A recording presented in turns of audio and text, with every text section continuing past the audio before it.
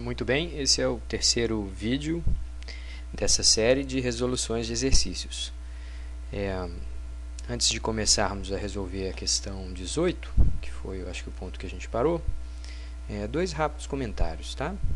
Primeiro que aqui nessa revisão tem exercícios que a gente ainda não estudou para essa primeira VA. Então, elasticidades que não sejam elasticidades básicas, né, de preço, e questões envolvendo os impostos são questões que a gente até está respondendo, mas que elas só serão objeto de avaliação na próxima VA, na segunda VA, e não nessa primeira programada para os próximos dias.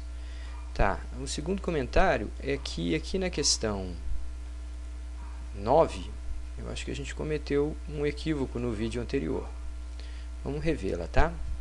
Qual é o impacto mais provável de ocorrer se houver um aumento na oferta e uma redução na demanda por aparelhos televisores tradicionais?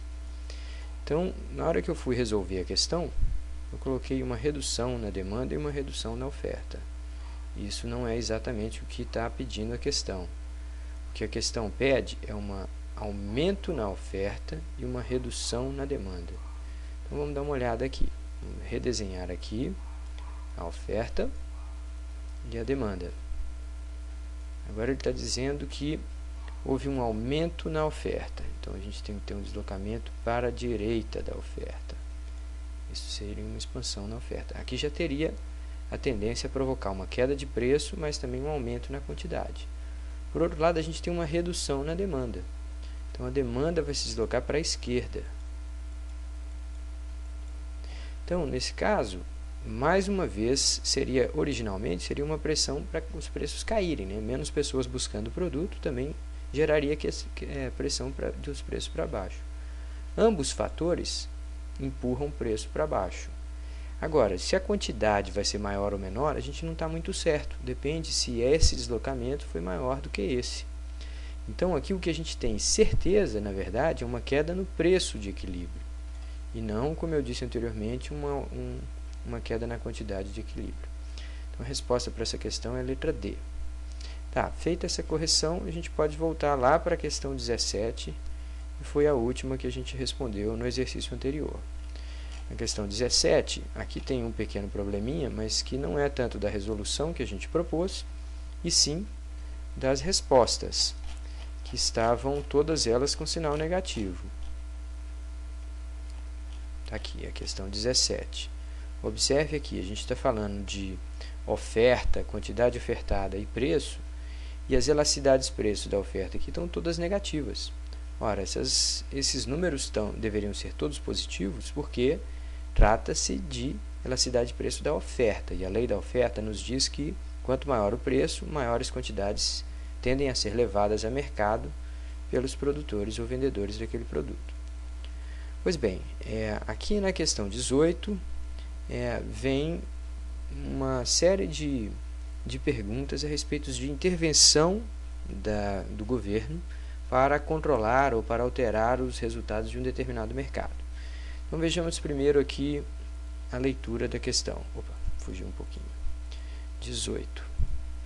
Considere as seguintes políticas, cada uma delas almejando a redução de crimes violentos por meio de redução do uso de armas de fogo.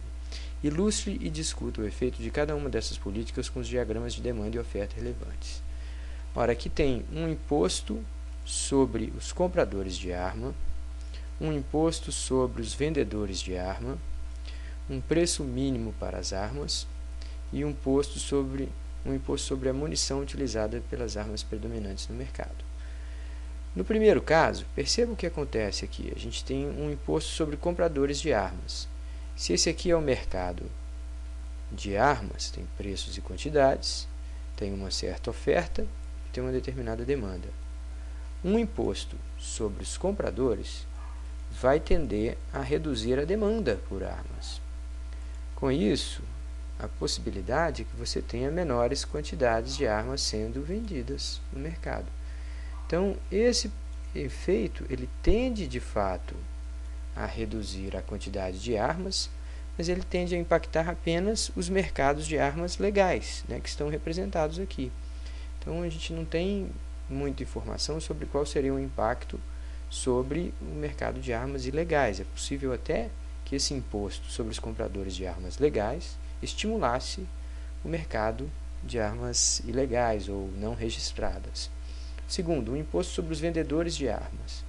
Ora, o imposto sobre os vendedores de armas faria com que, nesse caso, não a demanda encolhesse, e sim a oferta fosse menor. O imposto para os vendedores significaria um custo adicional para ofertar aquele produto no mercado. Então, a gente teria aqui uma oferta e uma demanda. A tendência era que a oferta se deslocasse para a esquerda, tendendo a fazer o preço um pouco maior do que anteriormente, mas também, provavelmente, coibindo o uso de armas legais. Mais uma vez, são duas políticas que podem reduzir a quantidade de armas legais no mercado, mas também podem, com isso, ampliar o mercado de armas ilegais. Aí vem um preço mínimo para as armas. Gente, a política de preço mínimo é uma que visa favorecer o vendedor, porque o preço mínimo só vai ser efetivo se ele for estipulado num nível acima do preço de equilíbrio. Quando você estabelece um preço mínimo, você diz: ninguém pode negociar abaixo daquele preço. Se você estabelece um preço mínimo aqui embaixo, por exemplo, você está dizendo que ninguém pode negociar a esse preço. Ora, mas o mercado livremente levaria ao preço ser negociado aqui no ponto central. Então não faz sentido um preço mínimo colocado abaixo. O preço mínimo, quando você quer beneficiar um produtor, você estabelece ele a um nível acima do que aquele que vigoraria se o mercado operasse livremente. Com um preço mínimo, a gente teria aqui uma quantidade demandada um pouco menor, mas um grande estímulo à produção de armas. Se esse fosse o caso, a gente tem menos pessoas buscando armas legais, mais armas sendo proibidas. É mais uma política que provavelmente poderia ter efeito significativo sobre o mercado de armas ilegais, que seriam vendidas fora dessa organização observada. E por último, um imposto sobre a munição utilizada pelas armas predominantes no mercado. Ora, vamos ver nesse caso aqui o que acontece. Aqui eu tenho o mercado de armas, então eu tenho preço e quantidade, oferta e demanda. Oferta e demanda. E aqui eu tenho preço e quantidade, só que de munição. Então a gente vai ter aqui preço e quantidade de munição. Nesse caso eu tenho a oferta aqui, eu tenho a demanda aqui. Quando a gente inclui um imposto sobre a munição, a gente vai fazer com que o preço dessa munição tenda a ser mais alto. Um imposto nesse mercado vai deslocar a oferta para a esquerda, porque vai representar um custo adicional para se colocar esse produto à venda. O preço dessa munição tende a ficar mais caro. Ora, mas na hora que o preço dessa munição fica mais cara, a gente pensa que se esses dois bens são complementares, é possível que a demanda por armas caia. Porque agora essa opção ficou, o pacote inteiro ficou mais caro na hora que o preço da munição subiu. Observe que se a gente fizesse mesmo um imposto sobre a munição, esse efeito também poderia ocorrer no mercado de armas ilegais. Então, a gente de uma forma estimularia o contrabando, né, e a entrada ilegal de munição no país, mas de alguma forma é possível que a gente provoque efeitos desfavoráveis na utilização de armas de fogo como um todo. Essa é a questão 18, portanto. Vamos para a questão 19. Opa, sem querer, eu saltei aqui para trás. Vamos para a questão 19. Os economistas observam que durante o declínio, épocas de declínio da atividade econômica, os gastos com refeições em restaurantes caem mais do que os gastos com alimentos para consumo em casa. Como o conceito de elasticidade pode ajudar a explicar esse fenômeno?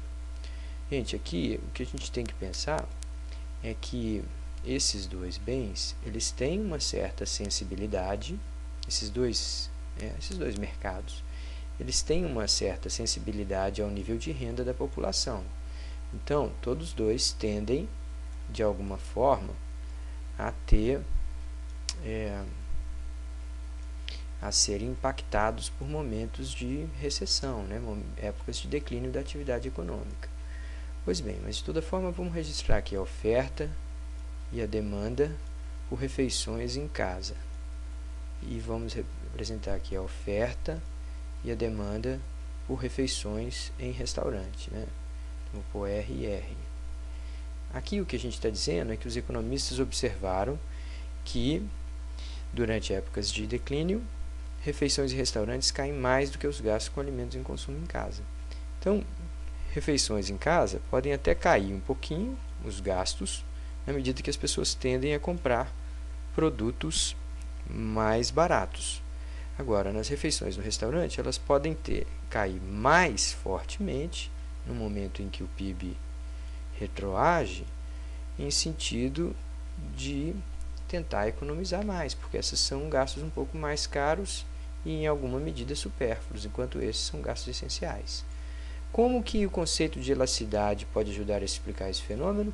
Bom, neste caso nós estamos falando de uma elasticidade chamada elasticidade renda, que mede a variação percentual de quantidade demandada que acontece a partir de uma variação percentual da renda. Então, vou pôr Y aqui, ou é melhor até apresentar EY aqui. Pois bem, então aqui vamos dizer que a economia tenha caído, o PIB tenha caído 5%. É possível que a quantidade de refeições em casa tenha caído apenas 1%. Portanto, essa demanda é inelástica, essa aqui, inelástica em relação à renda. Essa daqui, pode ser que com a queda de 5% no PIB, o consumo de alimento em restaurante tenha caído 10 ou 20%. E aí esse valor do numerador seria superior ao valor do denominador, mostrando que este mercado ele é elástico em relação à renda. A resposta é mais que proporcional à mudança que a originou. Tá, vamos para a questão 20. Poxa, toda vez eu estou mudando para a página errada aqui. Vamos para a questão 20. Na sala de aula discutimos como a incidência dos impostos sobre os bens negociados no mercado acabam sendo arcados parcialmente por consumidores e vendedores. Pois bem, essa é uma daquelas questões em que a gente ainda não discutiu em sala de aula para esta primeira VA. De toda forma, a gente vai mostrar aqui bem rapidamente qual é a solução dela, mas todo esse exemplo vai ser discutido em sala de aula, mas com mais detalhes. Como será a divisão no caso específico de uma lancha de passeio, ou seja, um bem de luxo?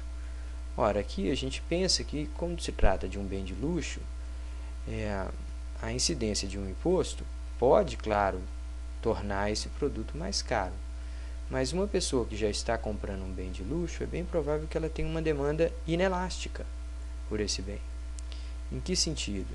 No sentido de que ela é relativamente insensível ao preço. Uma pessoa que compra um bem tão caro como esse, ela não está mais na faixa de renda em que ela está fazendo conta de qualquer variação de preços. Vou ter que redesenhar aqui porque ela acabou se apagando.